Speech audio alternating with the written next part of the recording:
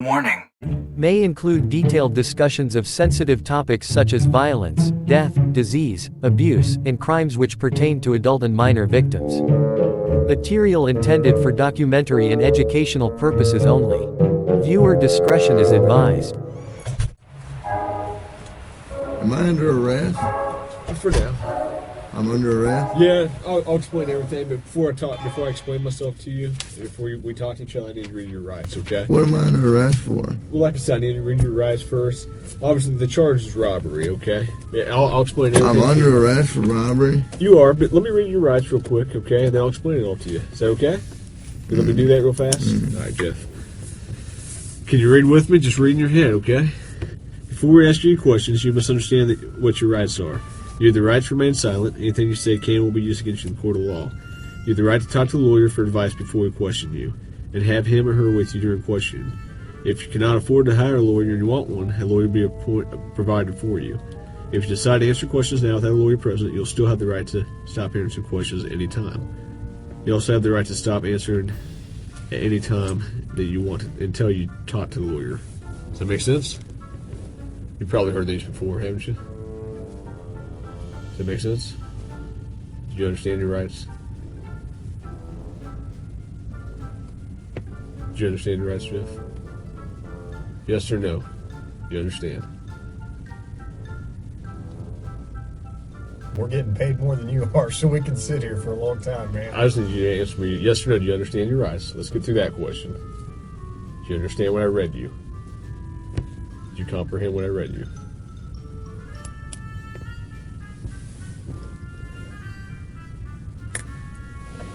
Jeff, I'm just here to talk to you and figure out what happened and move you on out of here, at least some of it. So you understand the rights I read to you?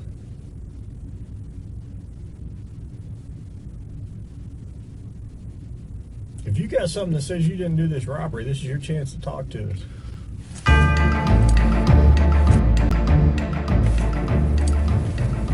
Okay, good cop. No, usually I'm the prick. You look like the prick. I am. Jeff, do you understand your rights? Yes or no? I'm not asking if you want to talk to me at this point. I just want to know, do you understand what I read to you? So am I under arrest? Yes, you're under arrest. Get me back to the cell. I don't talk to you, motherfucker. Okay. Get me back to the cell. I don't talk to you, motherfucker. I copped that crib and bought 2 chains and then I hid the rest. And it's okay to do your thing, but just don't do the most. I put my friends in that old Benz and took that to the coast. It ain't no thing to do my thing, it's what I do the best. I feel my mattress, pay my taxes, then I Become one of the biggest child molesting cases ever on record. 7 nursery school teachers were arraigned today on more than 100 counts of child molestation. The accused include the preschool owner, 76-year-old Virginia McMartin, her daughter, and 2 grandchildren. Finding out just what happened to the McMartin preschoolers in Manhattan Beach, California would spark a national media obsession. A case which has shocked much of Southern California and caused a lot of parents to worry about the safety of their children. Setting off a panic around the country. In alarming numbers, preschoolers have been exploited. Could it be your child? The media blitz demonstrated unstinting belief that this had happened. It was sensational and lurid and seemed to always be expanding. 1,400 children in this community have been ritualistically abused. But were they? Decades later, while the McMartin case has been largely forgotten, its impact lives on. The truth about Satanism is they truly do use blood and they mix it with urine, and then they also use the real meat, the real flesh. This is what makes Satanism true, and this is what 1,200 molested kids in the city of Manhattan Beach have told the Sheriff's Department. Has spent the last 3 years in prison after Erica charged that he sexually abused her in satanic rituals. We've also... First, let me clarify some things about my role in this whole affair. Have you done a study of it? First of all, I was brought in as a consultant, as an expert on issues of control and high control groups. That's my area of specialty. And I was brought in by the prosecution in order to help them against Mr. against Ingram. Paul Ingram. Okay. in order to help them put this together because things were not making sense to the police or to the prosecutor. I spent 3 months traveling back and forth to Olympia, Washington, interviewed lots of people involved in the case, went over every document in the case, the transcripts of all the interrogations of Paul Ingram, and finally reached a conclusion about what had happened. And that she says sexually tortured her in satanic rituals for 17 years. A show you don't want to miss. Most of the allegations had been made here at Children's Institute International, CII, a child abuse prevention center. At the request of prosecutors, CII social worker Kee McFarlane and her team had been videotaping interviews with the preschoolers. Using puppets to encourage the children to reveal what happened, the therapists were able to unlock the horrible secrets of the McMartin School. Virginia McMartin, her daughter, 2 grandchildren, and 3 other teachers were ultimately indicted on more than 300 counts of molestation. 2 South Bay preschools. It wasn't long before accusations of abuse were being reported at 7 other daycare centers in LA County alone. Investigators were at the Hickory Preschool in Torrance earlier today. And then fear spread across the country, eventually targeting scores of daycare centers. But the story that initially fed the panic was not all it seemed, lack of evidence. But then they sent out this letter to some 200 families, instructing them to question their children about sodomy, oral sex, and fondling. What happens then is the parents start to talk to their kids. Satanic messages on some rock music recordings. And games like Dungeons and Dragons were luring kids to devil worship, even stranger. Allegations of physical and sexual abuse of children. Taking on a life of its own. Overzealous interveners, everyone from parents to police to counselors, would question children, some as young as 2 years old, in ways now known to produce false allegations. Children began to talk about animal sacrifices, blood rituals, secret tunnels, even cannibalism. Cults corrupting young minds. Unbelievable crime at the hands of satanic cults. Hidden satanic messages. Possibly satanic messages on some rock music recordings. This dark world of ritualistic child abuse. There's a widely held opinion that what happened at the daycare was the devil's.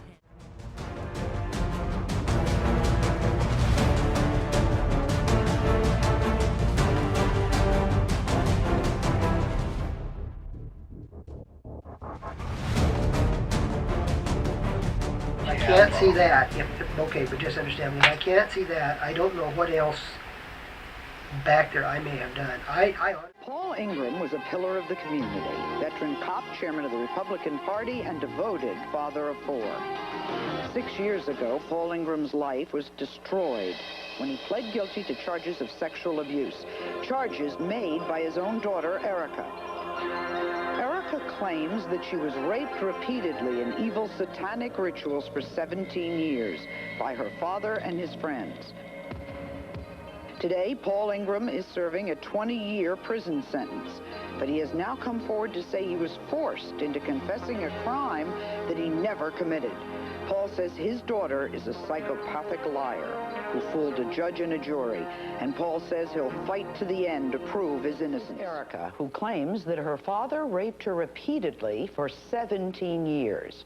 Now, Erica's father, Paul, as we've just heard, is serving a 20-year sentence. Now, he says he was forced to confess a crime he never committed. Later in the show, we're going to meet one of Paul's friends who Erica claims raped her as well. He says Erica's not telling the truth, and Erica has ruined his life with her lies. We're also going to meet a man who says Erica's story, like every single other story of satanic abuse, is completely bogus. First, we'll talk to Erica. Erica, you say that you were raped and tortured by your father and his friends for 17 years. Explain to us what really did happen over these 17 years. In other words, tell me about father and what he did and mother, and go back and explain it to us. Okay, it started with my dad, and the first memory I have was when I was 5, and he would come into my room at night, and he would abuse me. He would rape me and do things to me. And he was always very violent. And at the end, he got more violent. And also, they started a satanic cult when I was 5. Who did? My parents. And They started one. right. And there was probably about 30 people involved at that time. Who were the 30? I mean, what kind of people? They were people in the community, like policemen, a lot of policemen, because my dad worked for the sheriff department, and he was the top, goes second to the top of the criminal deputies, or chief civil deputy. Then there were some judges, doctors, lawyers, different people throughout, because my dad worked for the sheriff department, different people throughout the community that had high political standings, and then just people that they would bring in. All right, and they started a satanic cult, and this is in the state of Washington? Right. What city? Olympia. Olympia. Okay, and what happened? The first one, when I was 5, I had brothers and sisters also, and so they made us, they cut us and made us sign our name in blood in this book. It was a Satanic Bible, and then that was the first ritual that I remember, and they killed an animal, and they did some chanting, and then after that, it was like every weekend they would have a ritual, and they would get together like a party thing, like drink and have drugs and stuff, and then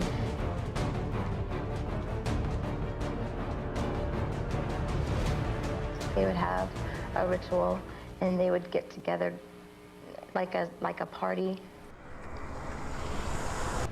thing, like drink and have drugs and stuff, and then they would go to like barns and churches and empty churches that people aren't in at that time. And different places throughout the community and into the mountains and stuff. And on top of that, my dad was abusing me at home. Was your mother involved? Yes. Was your father the head of this group? Yes. What happened at the rituals? I know it must be pretty awful, but what happened? First, they would start with just like chanting, and they would all be in a circle, and there'd be people of the, like a middle circle, and then people on the outside, and they would start chanting, and then they would either kill an animal, sometimes they would kill a baby.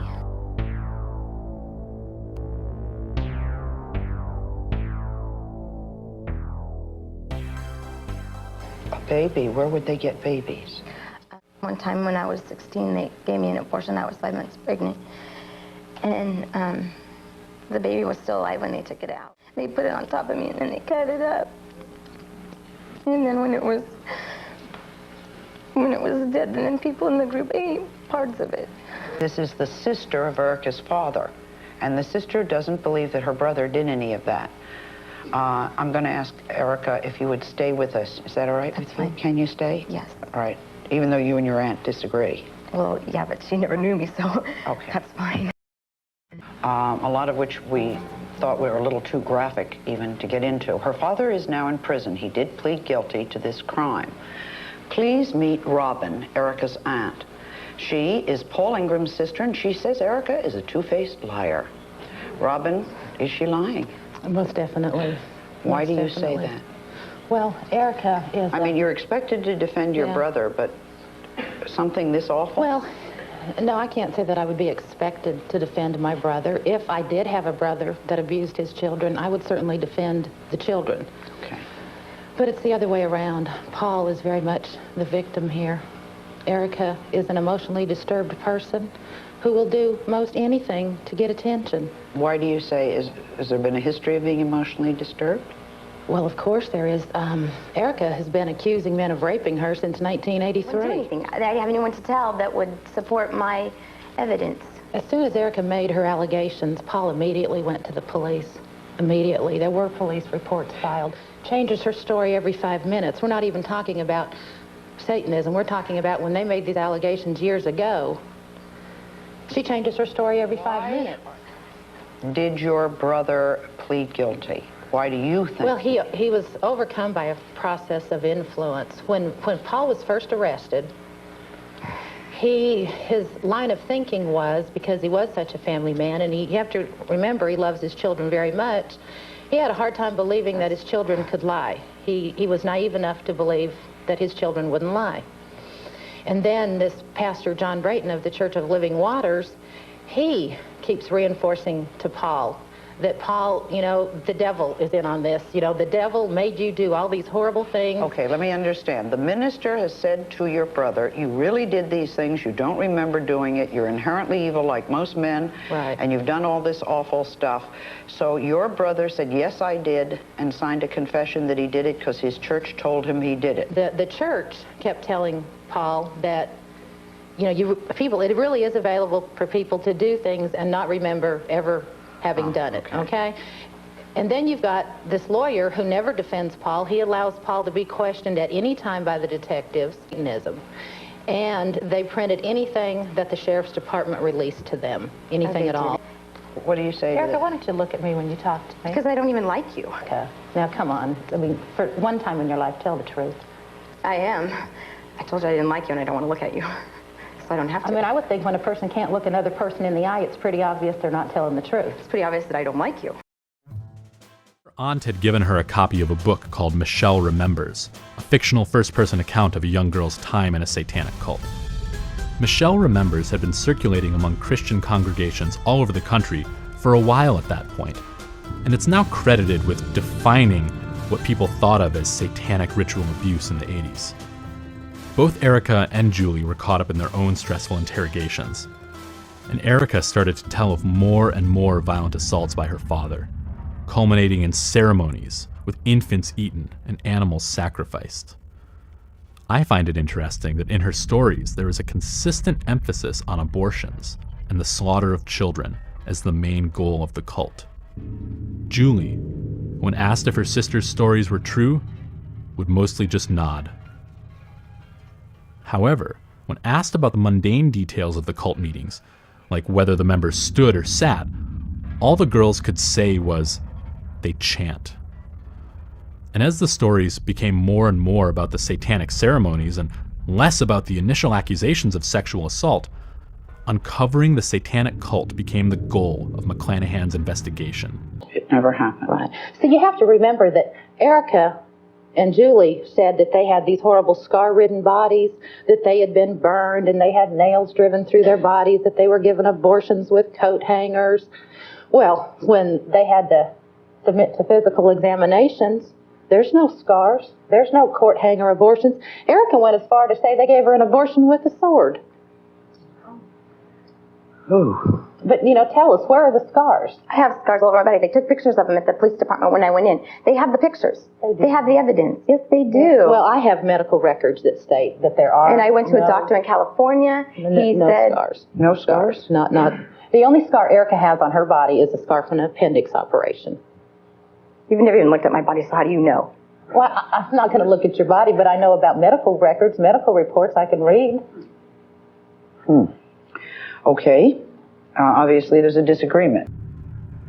The girls said that there were photographs of the cult in action, bodies buried, that there were scars all over their bodies, that they had undergone forcible abortions. But no photos were ever found, and a court-ordered examination of the girls' bodies found no scars or signs of abuse. The University of California sociologist hired by Thurston County to explore Satanism charges says the investigation went off the tracks. All they needed was ordinary police work, ordinary looking for evidence, ordinary police work that is done all over the country every day. That's the problem.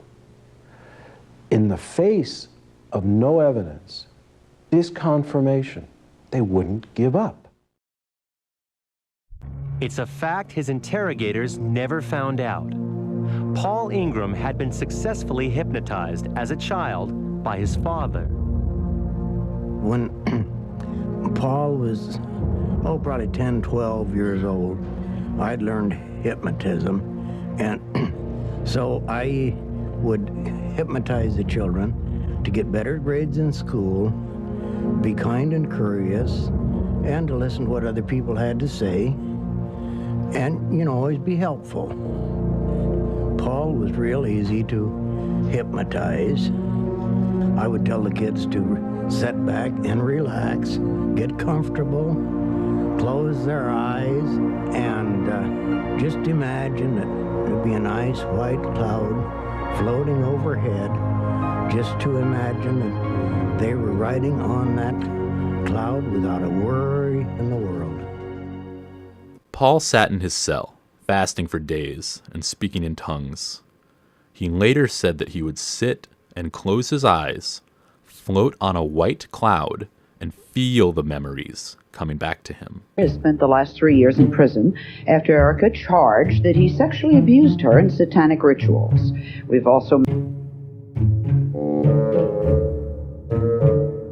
First of all, I was brought in as a consultant, as an expert on issues of control and high control groups. That's my area of specialty. And I was brought in by the prosecution in order to help them against Paul Ingram. Okay. In order to help them put this together because things were not making sense to the police or to the prosecutor. I spent 3 months traveling back and forth to Olympia, Washington, interviewed lots of people involved in the case, went over every document in the case, the transcripts of all the interrogations of Paul Ingram, and finally reached a conclusion about what had happened. And the conclusion is mostly that the police got out of control.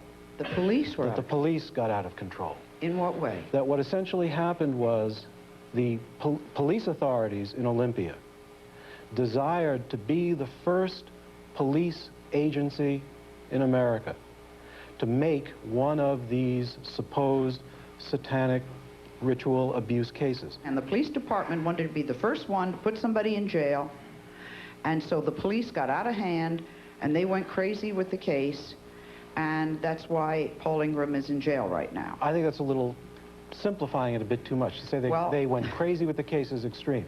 They would not look at the evidence that was coming in using the ordinary standards that police all over the country use in evaluating evidence in a case. The lack of physical evidence, the lack of confirmation. Is there any physical evidence that this happened to Erica? To the best of my knowledge, there is none. What you're saying I've been in the hospital because of it. I had to go to the hospital many times. I spent most of my life in the hospital, and that is true. And I have scars, and I mean, doctors were just like looking at my body just going, if she says that abortions and sexual rituals were performed on her in a female way, would that not be something that a gynecologist could establish? To the best of my knowledge, the medical evidence does not support the allegation of the kind of physical torture that has been alleged. Is there evidence of an abortion? Not to my knowledge. Does there need to be evidence of an abortion?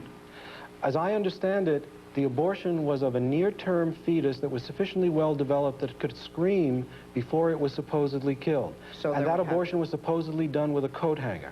I'm not a medical authority, but I would think that that would leave some sort of scar, some indication, and to the best of my knowledge, with respect to both Erica and to Julie, who claims that her body was so covered with scars that she was too embarrassed to change for gym class in front of the other girls in her high school, that, as I understand it, when ordered by the court to be physically examined by a court-appointed physician, there was no evidence for any scarring. Erica? that's untrue. Untrue. It's how false are our memories. There's so many things that can and do go wrong along the way. To find out how wrong, Shaw has designed perhaps the most comprehensive study ever on false memory. She starts by recruiting over 100 people for what they think is a study about their childhood memories. So this is my first meeting with the participant. The first event which we'll be talking about was the time when you were 12 and you moved from Trinidad to Kelowna. I hated the move. Actually, the study is to see if it's possible to implant a false memory about committing a crime. I had colleagues saying, this isn't gonna work. There's no way you will get individuals to think that they committed a crime that never happened. She begins with a true event gathered from their parents. In this case, a family move. We moved around like every year kind of thing. But this was just a trick to gain trust. The next step is to introduce the false memory, a fight so severe that the police were called. So the other event which your parents reported happening was when you were 14 years old, you initiated a physical fight and the police called your parents. They said it happened in Kelowna in the fall, and you were with Ryan when it happened? Only 2 of the details are real. The name of the best friend and the place she lived at the time. The rest is made up. Honestly, I don't remember. I don't know what you're talking about. I feel like I don't think I've ever been in a fight. I'm so confused. Shaw then turns to a series of cognitive techniques known to induce false memories, starting with an imagination exercise. I'd like you to relax, close your eyes, and focus your attention on trying to retrieve this. Okay. Bolstered with a little social pressure, This might seem a bit strange, but it does work for most people. Okay. Subtly introducing this notion that it works for most people if they try hard enough, which is a subtle form of social manipulation. and asks the participant to visualize certain details of the stories. Introducing things that are easy to picture first. Picture yourself at the age of 14. Picture yourself at the age of 14. That's an easy thing to picture. In Kelowna. In Kelowna, the place that she lives, that she lived at the age. Also easy to picture. And it's fall.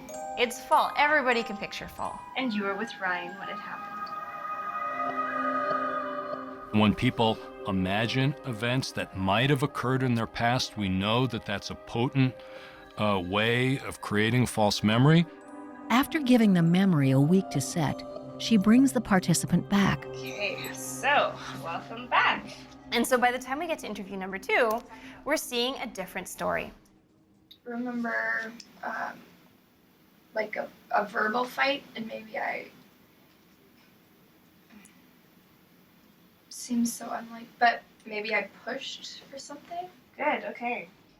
So this is where she's first fully buying into this idea that she's actually had a fight. I feel like she pushed me first. Okay. And this person is starting to picture how it could have happened. And what could have been turns into what would have been, turns into what was. So by the third interview, the memory has taken hold. I think the cops showed up and we were kind of having maybe a verbal kind of fight, and then it kind of maybe got to a push. Mm-hmm. And it wasn't just this once. Shaw was able to convince over 70% of participants that they committed a crime. I think I just lost it. I couldn't take that anymore. Okay. I was incredibly surprised at the rate that I had in terms of successfully implanting these false memories. Can you physically feel things in the memory? Yes. And yet there we were, and it just kept coming and coming and coming. So much so, Shaw's team cut the study short. So this is a false memory study. I'm so embarrassed. And the ramifications go way beyond fooling college students. False memory studies like this question one of the cornerstones of the criminal justice system.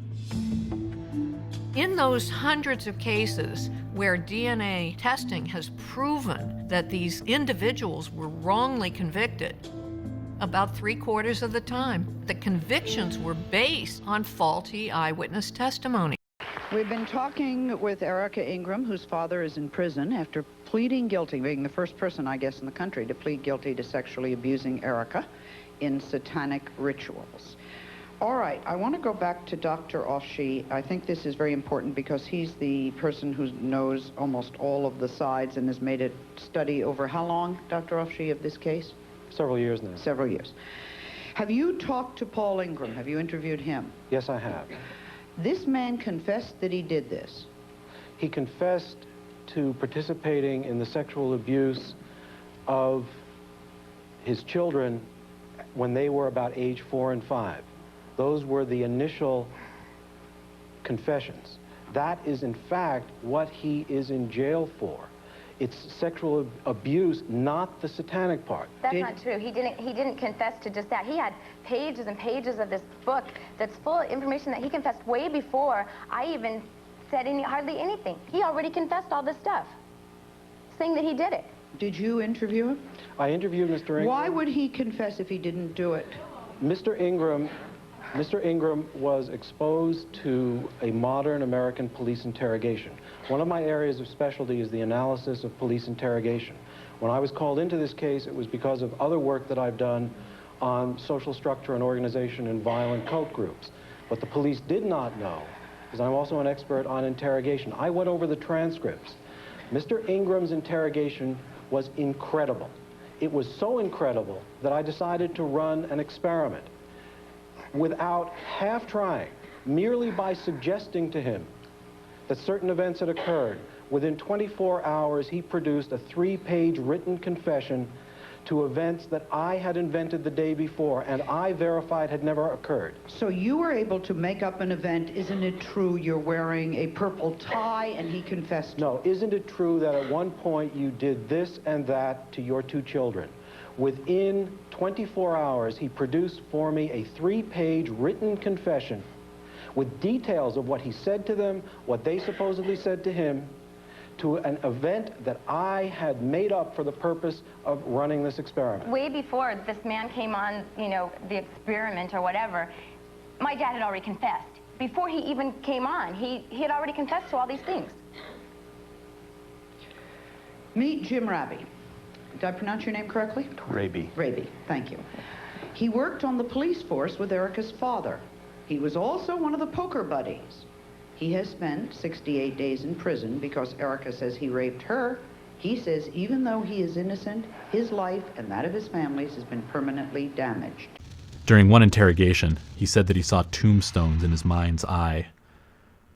He refused to stop talking and taking on a trance-like emptiness. The tombstones morphed into people.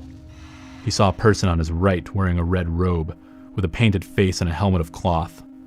Could it be the devil? Yes, he said, it could be. He stood on a platform as masses of people wailed below him. He looked down at himself and saw that he was wearing an apron with an upside-down cross painted on it. He knew that he was expected to kill a lamb, sheep, or a goat as part of an initiation ritual. He held a large knife. He was taken to where a cat was tied upside down, and he cut it open, holding its beating heart on the end of his knife. He's been accused unjustly. Very much so. What is happening to him while he's in jail? How is he doing? He loves it there. He loves it? He told my mom he loves it there. He loves it because it's in a controlled environment. He can do whatever he wants. In prison, you know, as far as much what you can do in there, he said he loves it and he's working so that he can be the highest person in the prison system. That's what he told my mom. But you say none of this happened. No. It's all in her conclusion that Erica was not the victim of satanic abuse. Did that ever seem silly or preposterous to you? Well, obviously it's outside the scope of what one normally hears. This is sensational information. Did it seem plausible to you? I think that we tried to look at it from an open mind. Could something like that happen? Ingram, serving 20 years for rape, is emphatic that he never harmed his daughters. No. I didn't, I never even touched him offensively, you know.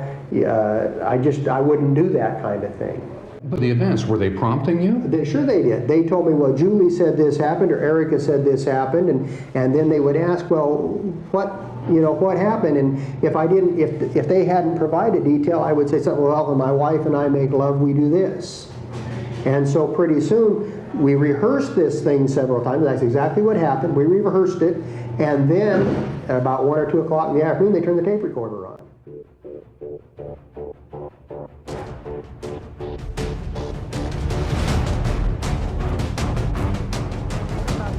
Evidence of Ingram's alleged satanic crimes. Anthropologist Mark Papworth is a world-renowned expert on physical evidence. He sifted through every inch of topsoil on the Ingram property where the alleged crimes occurred. I was supposed to look for the remains of buried children, specifically, and materials of the same kind, skeletal material from animals and human beings, and buried babies and this kind of stuff, a phantasmagoria of really bad-looking stuff. But I found nothing. Bodies of the cult's victims were hidden in shallow graves, she said. But when the yard was dug up, nothing was found. except the single jawbone of an elk. Neil McClanahan insisted that the bodies had been dug up and moved, but the anthropologist working with the department, Mark Papworth, said that no ground had been disturbed. McClanahan turned to him and said, "Well, if you were the devil, would you leave any evidence?" Mark Papworth later said that his hair stood up on his neck as he realized the type of person he was talking to. For McClanahan, the lack of evidence was just more evidence of how cunning this non-existent cult was. Maybe he was scared of this cult because he didn't know how to calmly look at what's truly frightening. A badge, a gun, and a dedication to make the evidence fit the crime rather than the other way around.